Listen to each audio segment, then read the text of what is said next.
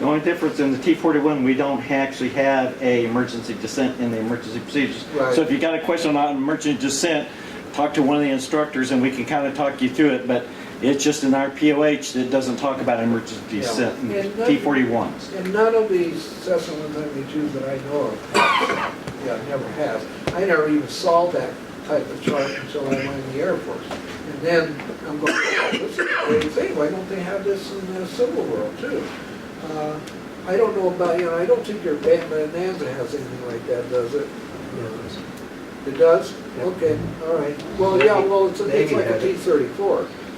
Maybe had. Yeah, well, Navy does, yeah, but that's not, I'm not talking about, I'm talking about civilian.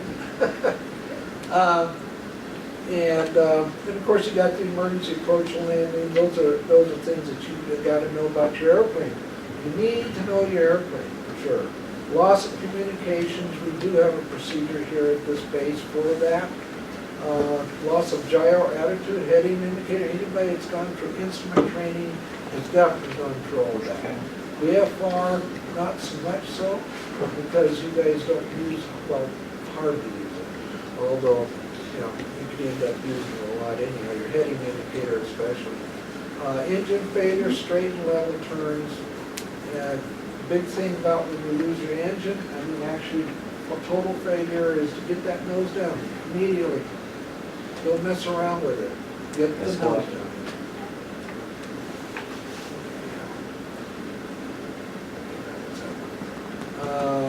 Let's see. Non-critical situation, fly the airplane, analyze the situation, and land as soon as conditions permit.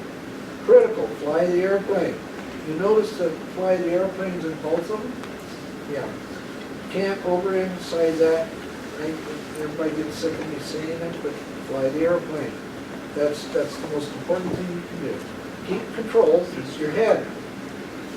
Real quick story, because I know you're getting tired of me talking. The first time I had an in-flight emergency in the 141 was a fire on the underdeck. We were out in the middle of the Pacific Ocean, just south of, at that time, was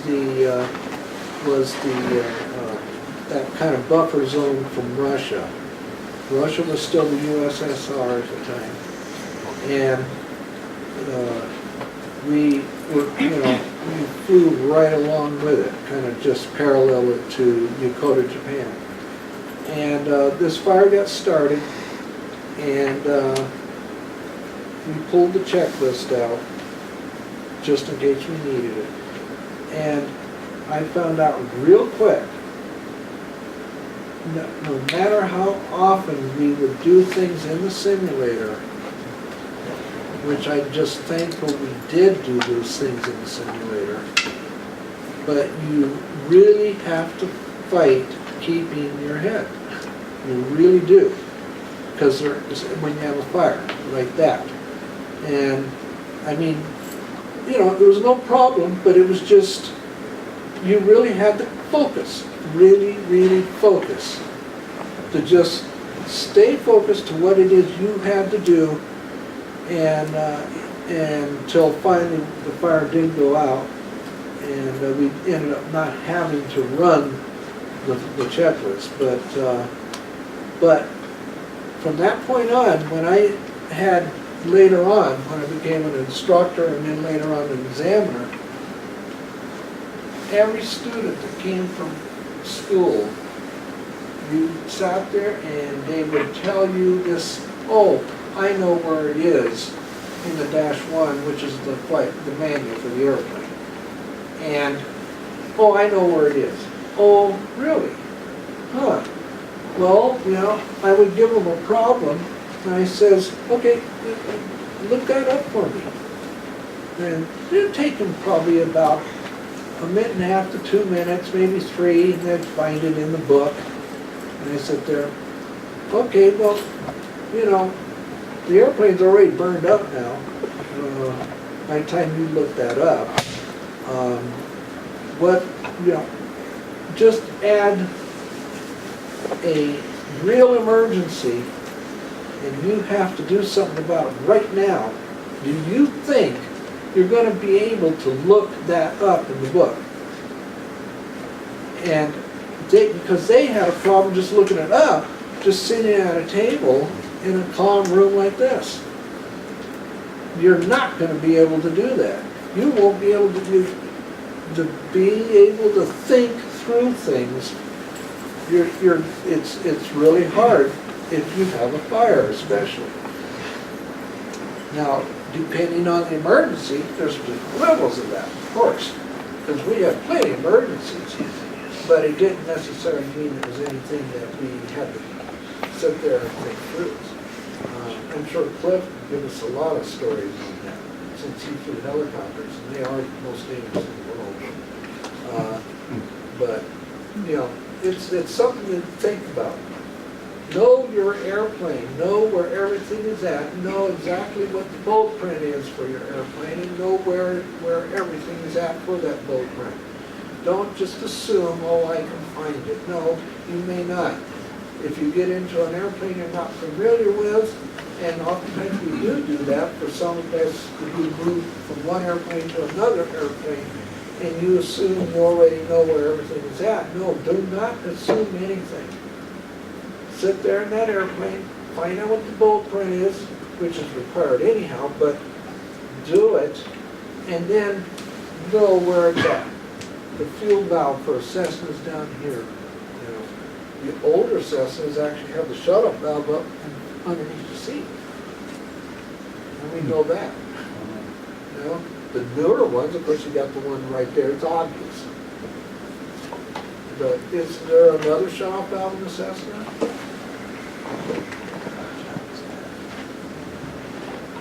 Yeah. Me and a friend, we practice engine outs, go to Borrego at about 6,000-7,000 feet, retard the engine, and we try and pinpoint, the landing. And first couple times we did it, we either way short or whatever, but it took about the fourth or fifth time before we started to dial it in. But it's not as easy as it looks. Yeah, I appreciate you bringing that up, because it's just, in emergency, things change real quick. And I don't know how many of you may have been in a car accident, but, when you are in a car accident, people go nuts. And that's on the ground. I mean, people do weird stuff. And I used to work for the forestry years ago, and we used to go to car accidents in the fire trucks. And people just really, their whole lives have been turned upside down. Because you're in an airplane, and what is a nice, neat little flight, beautiful day, and all this, and all of a sudden everything goes south. Things change real quick. Hey, Roger. Yeah. It's going to run out of space. It is. Oh, So it's going to go to two You movies didn't here. have an hour and a half of Real stuff quick. in there? Okay. Okay, and then non-bold items, know that stuff, understand where it is, because when if you do pull the checklist out, at least you'll know what you're supposed to do with it. Again, you should study the checklist. And then, of course, I just brought that up earlier. Know your airplane, know what the airplane, all the quirks about it. If you have your own airplane, great. I'm jealous of you guys that do own your own airplane, but because you can know it right down to the, to the little tiny quirks about the thing. Common sense. Flying and safety is common sense. Flat out common sense. It's, and again, you notice I got down there, fly the airplane. Let's see, I want to make sure I don't miss anything. Let's see, that's a summary. Fly the airplane again, correctly assess the situation, perform emergency procedures, and communicate. Okay, a real quick note. I said I would say something about trying to get back to the runway. I have a video up here that shows a guy doing it, and he was in a movie, and he lost his engine, and he did make it back to the runway. But that's something that you probably don't want to do unless you're at least 600 feet or higher. And then when you do, you literally have to almost dive the airplane to keep from going into a stall spin. Most people will instruct you never to do it. It's better to have a controlled crash landing than it is to lose total control of the airplane trying to take it back to the runway.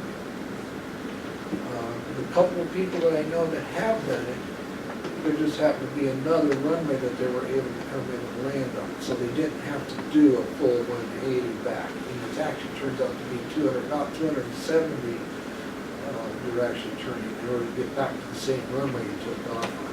And you're going to lose a lot of altitude. So it's something, you know, nobody can sit there and say don't do it, but I don't know, you have to, again, use your common sense. And even if you think you might want to do that, go up to a safe altitude and practice and see how far your airplane loses altitude. Okay, enough said on that. Sophie, again, correct, congratulations. And I'm sorry that this had to be a subject that now you'll probably never want to fly again because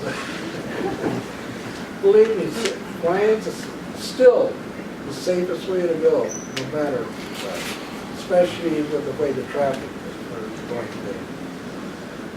Okay, if there's no questions, next meeting 16 October, Dr. Foster.